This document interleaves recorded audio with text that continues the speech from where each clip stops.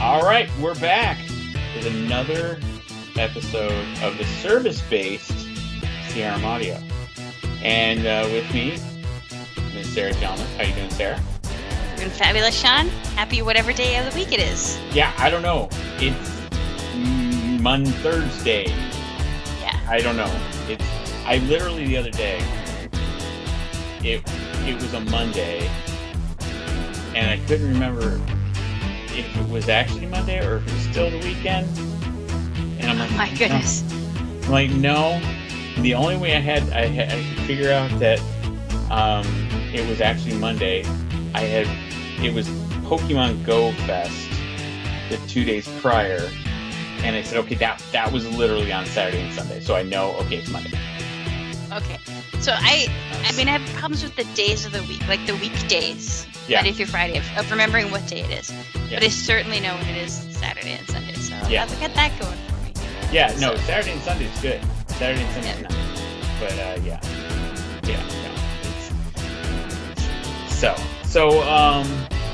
It's been a little bit since we talked last. We had a lot of stuff came out from Ignite. Or no.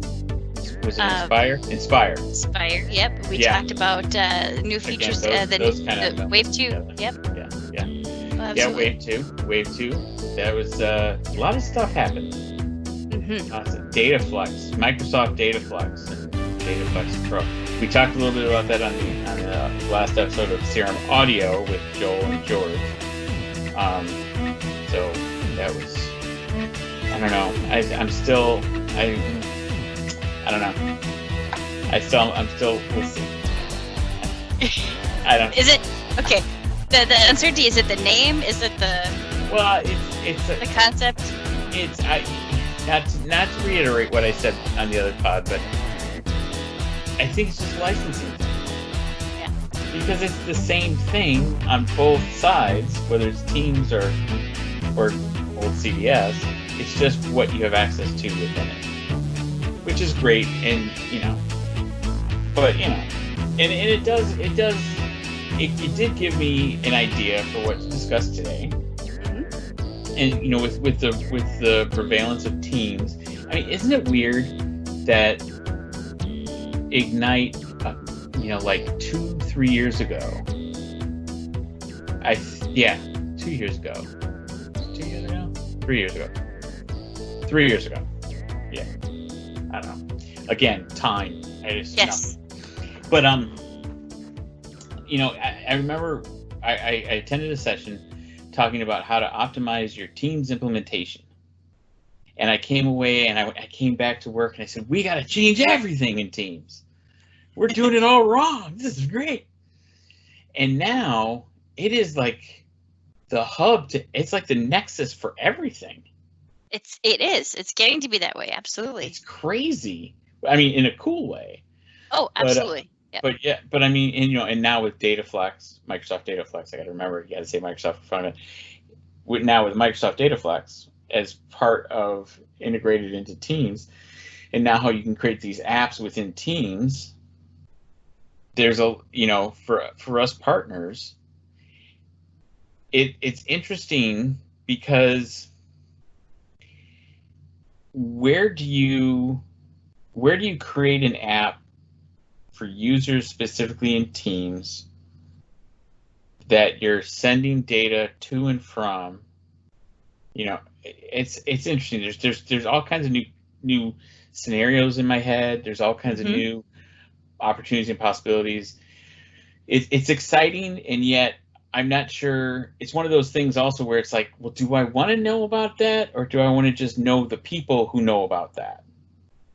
Because with me, I'm very much field service oriented, and I try to make sure that I have a good team around me that knows a lot about a lot of things, so I can focus on my thing. Right. And maybe that's a myopic view, but the platform's so big now. It is. You can't know everything, so I got to pick and choose what I will know, and I got to know enough about the Dataflex with Teams to where I know what it does, I know what the opportunities, and as an architect, I can say, this is how we should do this. right? Right. So for me, I'm half a mind to say, well, I got people on my team that are going to know it. So I'm going to skim Yeah. the skim the text and make sure I understand the concepts and go. I don't know. What are you thinking?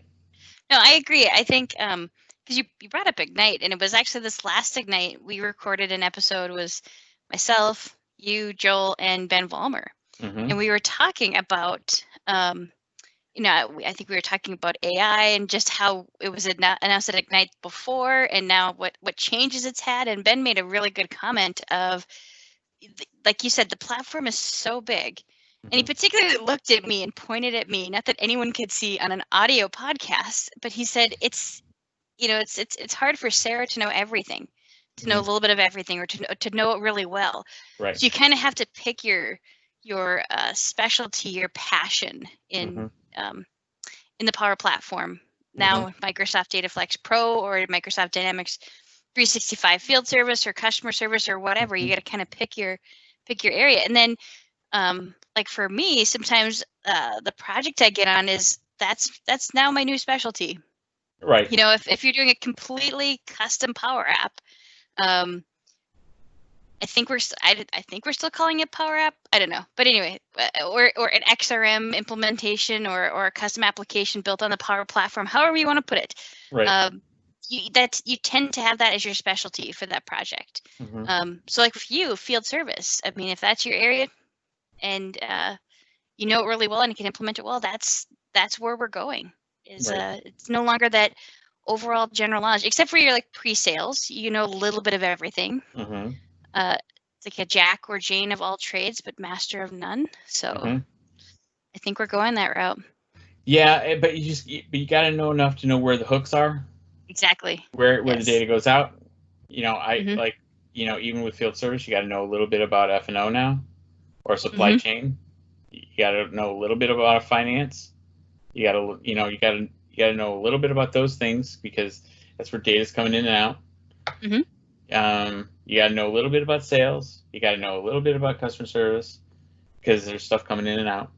So that's kind of how I look at it. And I'm encouraging my team to know more about flow and about Power Apps and in Teams. The project I'm on now, one of the projects I'm on now, I encourage my team to say, okay, we're going to get user stories about notifications.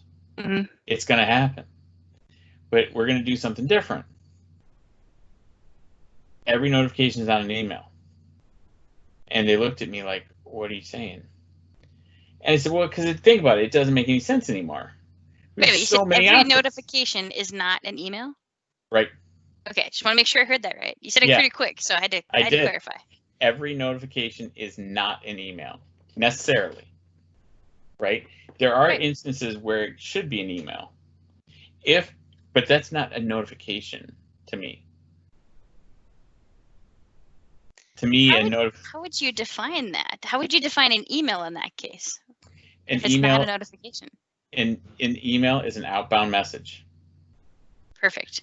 Yeah, that's how it's an outbound message. Because a notification to me says I need to do something. I need to be aware of something. If I get an email and, my phone, if I pull up my phone, you see, where's my camera? Okay, there we go. See that? See that number next to my email? Look at that, Shawn. Now that's my personal email, not my work email. But that tells you something. 4,000 emails I haven't read because they're noise. So, notifications should really be something, especially with customer service and field service, something actionable, right? So to me, I've been pushing my team to really start to leverage Teams notifications, SMS messages, things that people can take action on and can be measurable. That's the key. That's the key. Are you using announcements at all? No.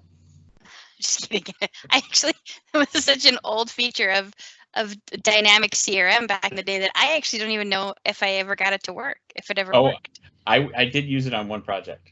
You did? Many moons ago. Yes. Okay. Yes. And it was for product updates. When development would push a new release, we would put an announcement on the announcements board. And we moved the announcements to a dashboard so they could go to an announcements dashboard. Mm-hmm. Oh, geez, that was so long ago. Sorry, I didn't mean to bring up old memories. But... No, but it's funny. I think I recently read a blog post. I can't remember who wrote it, but they were talking about, I found this amazing new feature, and here's how you enable it and put it on a dashboard in the news. And I'm like, that's announcements. What are you doing? Like, they found the root URL. It's new to me. Yeah. There we go. Oh, it's fantastic. And it might be new to a lot of people, to be honest, because they may have never seen it. But that's a good point, because when I work with team members, when I work with consultants, when I work with customers, it's always like, oh, we want to get notified. Mm-hmm. How do you want to get notified? How about just an email? Mm-hmm. And I'm like, yes, we could do that. Absolutely. I'm the email configuration queen at my current organization. That if people want to get that set up, they're like, "I'll just talk to Sarah because she knows how to do it." Mm-hmm. Setting up the old email router, all that good stuff. Mm-hmm. Not that we do that anymore. Right. But just understanding how that whole process works. And I'm like, that's great. We can do it. How many emails do you expect to get every day? How often are you going to look at it? Are your users just going to get tired of it and create a rule and throw it into a junk box, into a junk folder? Or just throw it right away to your deleted items. Right. You're right. It is an outbound message, but you still can, when you're composing that email, you could still make it something that is actionable, like providing a link to say, hey, something just happened. Click here to go see it or to go work with it. Just like you'd be able to do that, like with an SMS message or with a Teams notification. I think just being able to do that, or with Power Automate in a flow, having an approval email to say, okay, go do something with this. It's still an outbound message, but you can still click on it. But but a flow taking approval that further is, maybe I reply back to the text message and say, yes, go ahead and do what is being asked of me, or no. Or I know I need to go do something. Right. That's really neat. It just seems to me, if a customer wants an email, I typically ask, what is the end result of that email going out? Mm-hmm. Because sometimes I find that an email message is a short-term replacement for an integration. I want data to go from my system to another person's system, but I don't have a connection yet. So I want to send this automatically from my system so they can manually document in theirs. And so I typically ask, so what is your end result? What's your desired outcome here? Are you I try to lead them with questions to see if it fits flow approval. If it fits flow approval, then I say, well, geez, I got the perfect solution. And we write a flow approval, which we did on this project. But in another situation, it turns out it was truly for just a notification. But the requirement was they had to know as soon as possible. And as soon as you say that, email's out, to my mind. Oh, absolutely. Yeah. Because then I would ask, okay, do they need to be able to see it if they're away from their desk? Yep. Mm-hmm. All right. Does it need to pop up on them? Yep. Okay. All right. So right then and there, email's out to me. Mm-hmm. Now, for all intents and purposes, can you get a pop-up for an email if you have it set up that way? Yes, you can.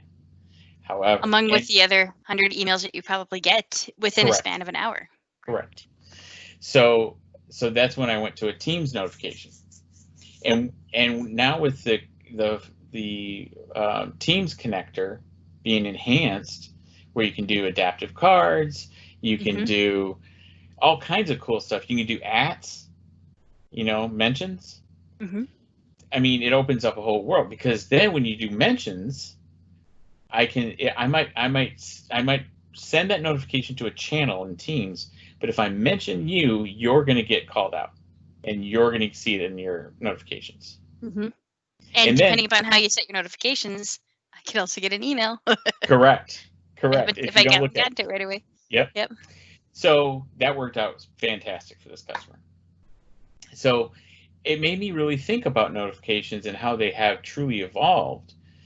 And an email, I mean, the only time, if you have to do an email, I would want to configure it in such a way that we're using the features in Dynamics 365 to do the email. It's not monitoring. What's it called? When you set the email reminders, when you indicate that, like a follow-up, or it creates the email activity. I can't remember the name of it, but it creates the email activity, and then you can indicate that you want to know when they open it. You want to know. Oh, tracking. Yeah, there you go. Well, not tracking. Okay. That's normal in a timeline. I'm talking about in the email body itself. It's I can't remember the word. I can't remember the name of it, but it is a feature. Insights or something like that. Yeah. Yeah. It's gonna drive me nuts that we're not getting this word right. So. Well. Anyway, we'll move on. No, I'll look it up real time. Here we go. This is the fun of this podcast and YouTube video. I'm going to find out what my name. That's tracking. Is this not like a read receipt? It's not a read receipt. Because you talked about clicking on it. Yeah, it's not, and it's not email tracking. Email engagement. That's what it is. Ah, okay. Email engagement. So email engagement allows you to follow along the email, and if they don't open it in a certain amount of time, you get a reminder with a card, an adapter card on that record, and in your timeline. I feel better that I remembered it. I wrote that up. Great job. Yeah, that's awesome. So that's what it is. So that would be the only way I would really want to try to do email, is if we could enable that email engagement, because then again it's actionable. Mm-hmm. But it's we're getting to a point though with the analytics, with machine learning, to where things are more predictive, to where the notifications are starting to come from the system, where instead of us triggering them. But sometimes you have to move your clients in that direction to really get the most out of it, because it's just not a thing. If they're new to customer engagement, and there were manual processes before, this is a very different concept for them to get their head around, and sometimes it's difficult to reach them on that. But to me, it's worth the discussion. That's a good point. And I think it depends on the industry that you're in. Like for us, it's like 24/7. We're always connected. Someone can call me on my phone at 3 a.m. I probably would hear it's on vibrate, but I would know that my phone is ringing. It's something that urgent, that I'd pick up on it. But if you work with depending upon the industry, like state and local government, you've got people that are set hours and that want to be engaged during work hours, and then outside of work hours, maybe not necessarily state and local government, but maybe people that work with jobs that have maybe like a union involved, where you're not expected to work outside. You'd be breaking rules for that. That's where email maybe came in handy, and or just saying, let's just put it on a dashboard. But we still have flexibility too, that we can say, well, just send it during these hours. Yeah. We have the capability to be more adaptive to those requirements. I think that's a great way, maybe better way to put it than that. Because that's a situation we're dealing with, is that, okay, well, we wanted an email. Well, no, you're going to just kind of ignore it. And other notifications. And do you really want to know about things when you're away from work and you shouldn't be doing anything? You shouldn't be working because you'd be, violating your company or your department's policy, your organization's policy. So. Yeah, because technically, if you're acting on that, then you should be getting paid for that, and that might deal with some kind of labor laws or union rules, or you might call it. It might constitute overtime, which is not approved by your organization. Right. So. Right. Yeah.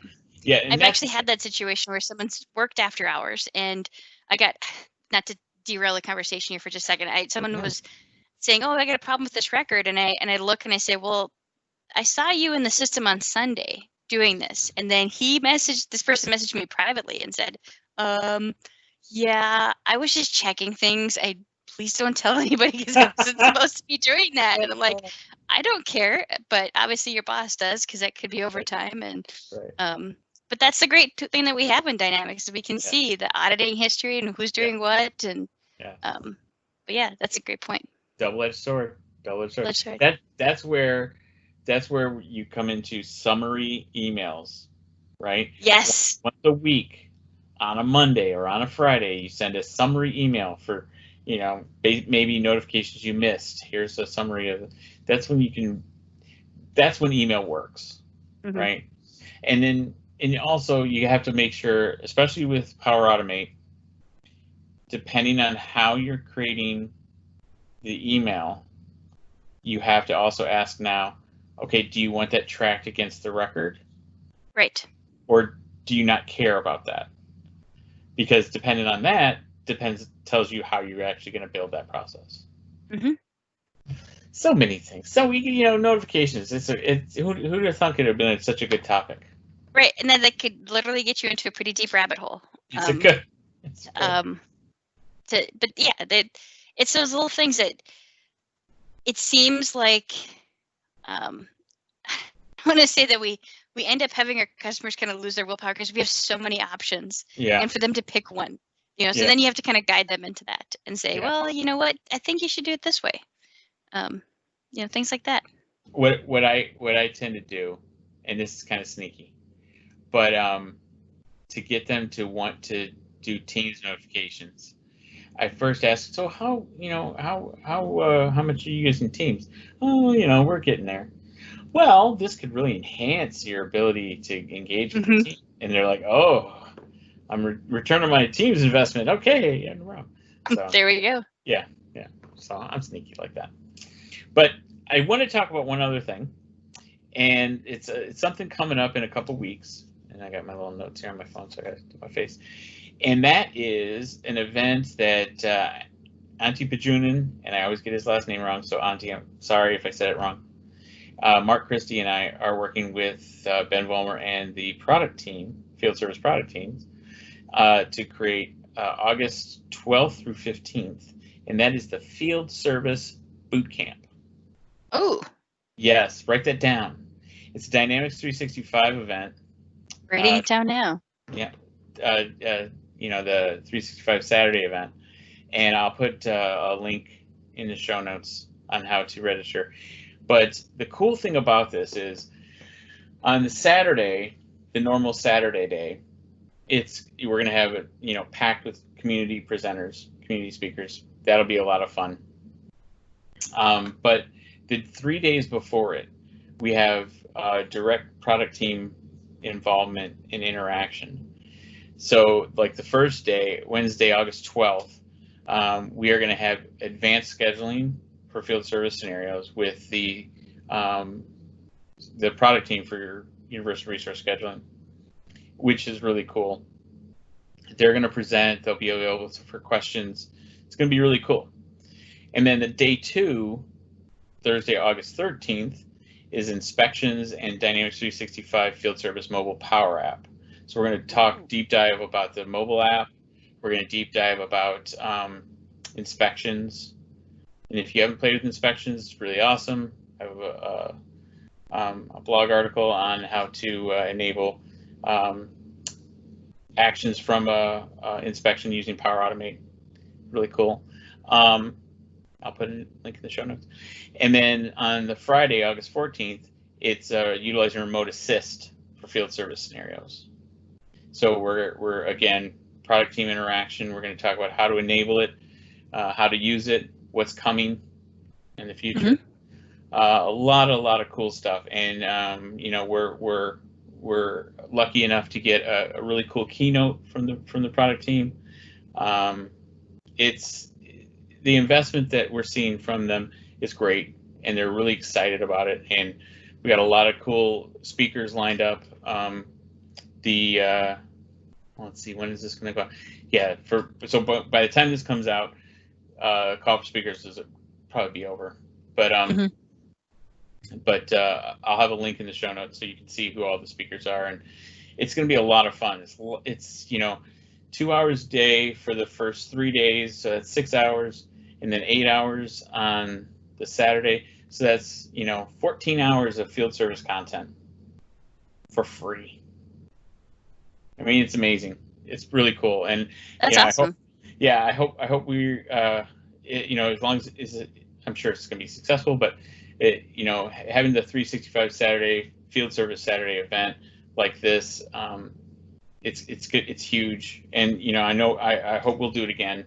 You know, this was one of the things I wanted to do this year, so I'm glad we're getting to do it, and working with Ben and Kyle Young and David Clark and the rest of the product team, it's really cool. So having that interaction and that involvement, because I remember back in the 4.0 days, hard to get. It was so hard. It was like you got anointed from God to speak to someone from the product team. You know. And now it's like you attend a session and they share your email with everybody. They share their email and say, "Hey, just email me if you have questions." Oh, it's nuts. And they actually review the ideas portal. That when I heard that, I was like, "Oh my God, that's crazy." You know, that's how they actually get their backlog. That's fantastic. So no, I love what they're doing. But that's going to be a lot of fun.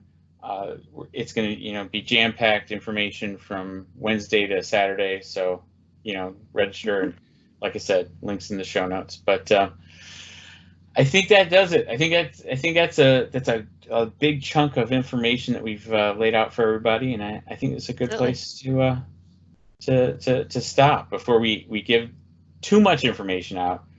And we just have people, they already don't know what day it is.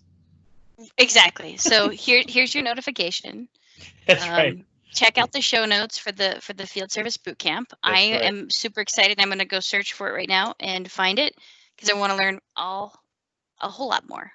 You know what? For you, I'll probably put the link in the chat, so I can do that because we're on Teams.